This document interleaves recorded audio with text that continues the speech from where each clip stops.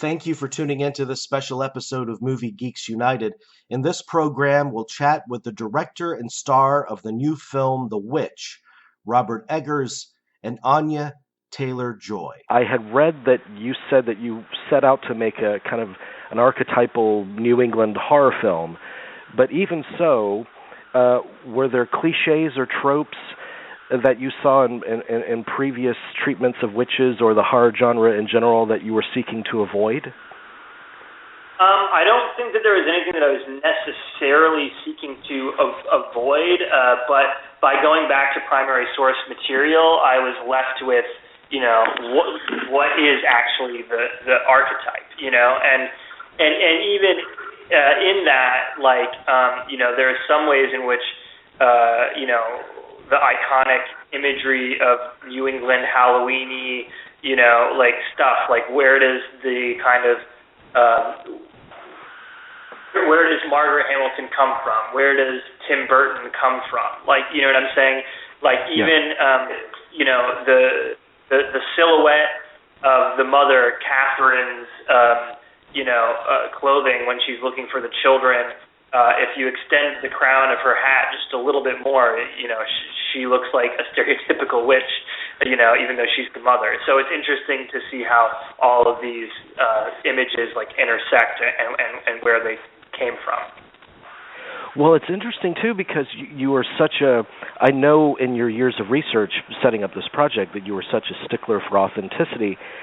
And my question is, when you were doing this research and you found what was authentic in that time period, it was almost inseparable from the folklore and superstitions and the more kind of fantastical stuff. Correct. Thanks for actually reading the press notes. Honestly, thanks. No. I mean, the real world and the fairy tale world were the same thing in the early modern period. One didn't believe. I mean, there are some members of the extreme intelligentsia, like Reginald Scott, who ask questions. But aside from a tiny minority, I mean, it wasn't a matter of believing in witches. A witch is a witch, a tree is a tree, and a rock is a rock, and shit is shit. Mm. And Anya, you were so good in this movie, and this was your first movie. And I wanted to know about when you first read the script, because so much of the power of the movie is kind of cumulative. It's in the silences and the moody atmospherics. And I was wondering how it read to you when you first got it. Well, I read it very late at night, the night before my audition, which was a big mistake. And I you know what? It's a really bizarre feeling that I've never quite I've gotten a semi-moment of that feeling with other scripts, but it's never been the same as that first one, which was just that my body kind of shut down on me a little bit, and I couldn't really tell what it was about the story, and I really thought about it. I was like, what is it? Is it I was brought up Catholic, and I was just like, okay, so what's going on? Is it the way that Robin's writing and the exact things he's saying that are striking fear and dread straight into my heart? Is it the fact that it's all in this, it's written so lyrically and beautifully, even in the cadences. I never really struggled with getting into the language, if that makes sense. It was it almost felt like it would be wrong any other way. I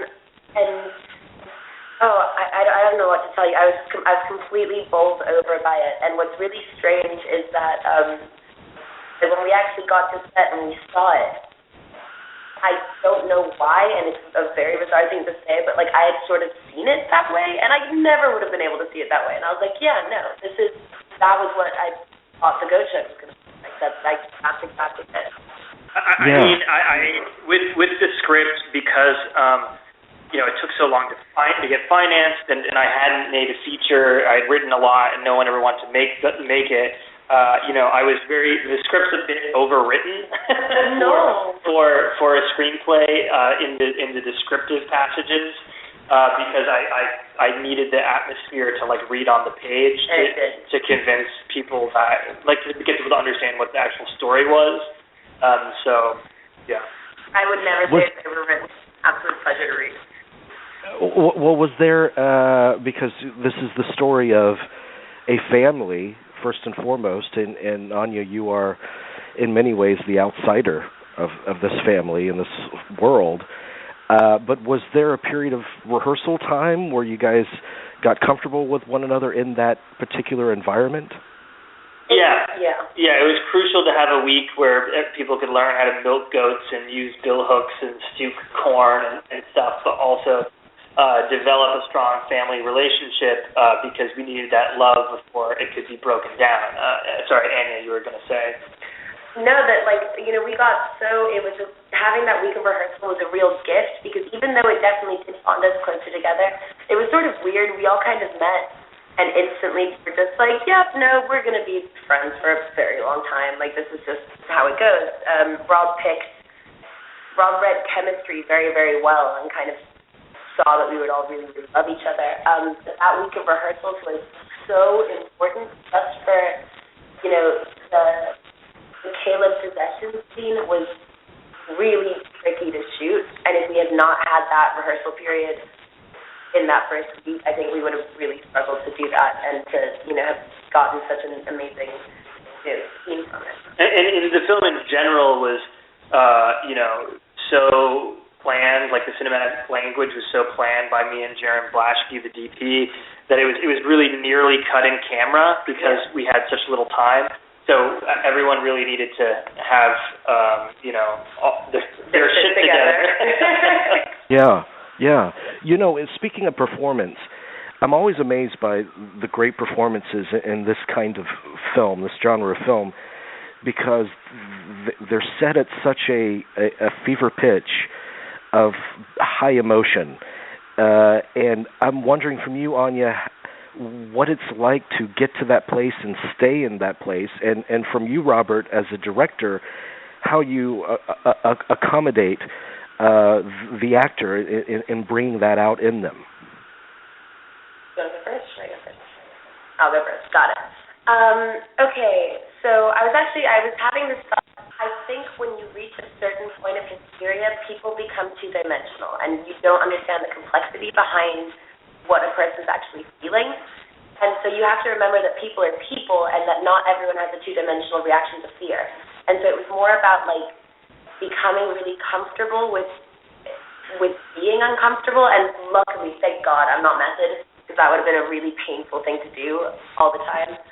But it was definitely, because it was also my first film, there were certain things that I just didn't know how to do. So, I can remember that one day, it was a really emotional day, and I thought I had to keep myself at that, specific place all day, and then next thing, it was I've been crying for 7 hours, and I was like, words, I don't know where to pull this out from.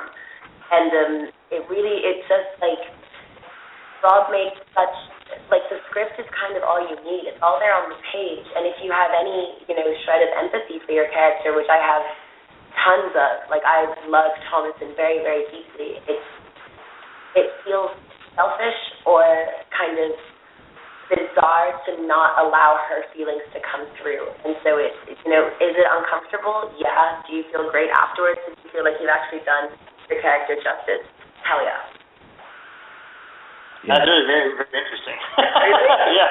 Thanks. I mean, the only thing that I have any training in is acting, and I know, and I have somewhat of a toolbox and have worked with actors who are more method and people who are very technical, and I've done clown work and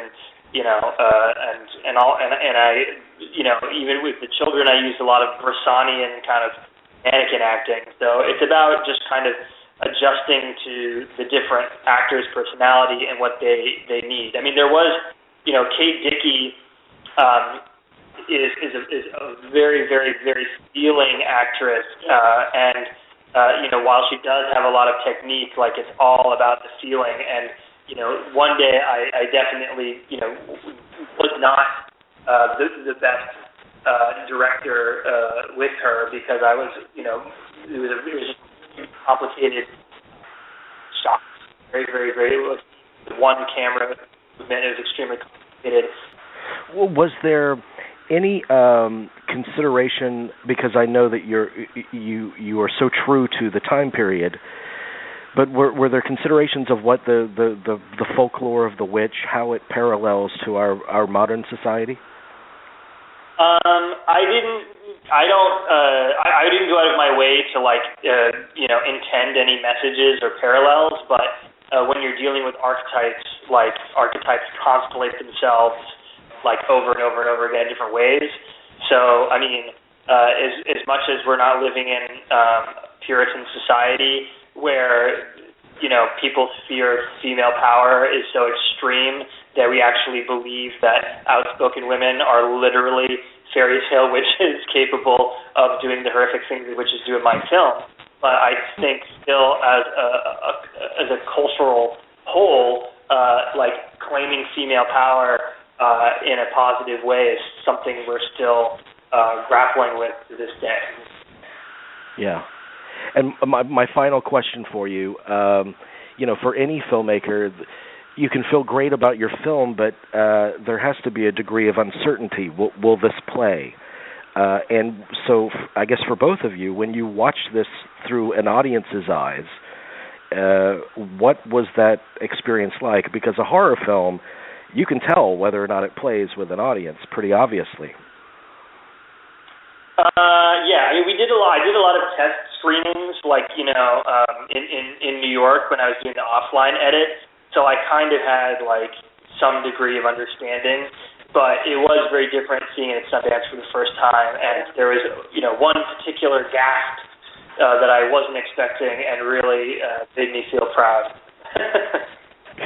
And from my point of view, it's more because I'd obviously, Bob was very kind to the cast and showed it to us for hours of the volunteer screening, and I'd never seen myself screen. So first off, we went through all of my acting insecurities about blah blah blah. It was actually it was watching it with an audience that made me, it gave me this electric feeling. We were all there holding each other's hands so tightly, and to watch. I was not holding anybody's hand. No, you were not. You were not holding anyone. There's the cast. We were all holding each other's hands, and it was it was surreal because I had a very, not I knew we had made it, a really beautiful, unique film, but I was also I hope that, the average Joe gets it, because I definitely get it, but I'm weird.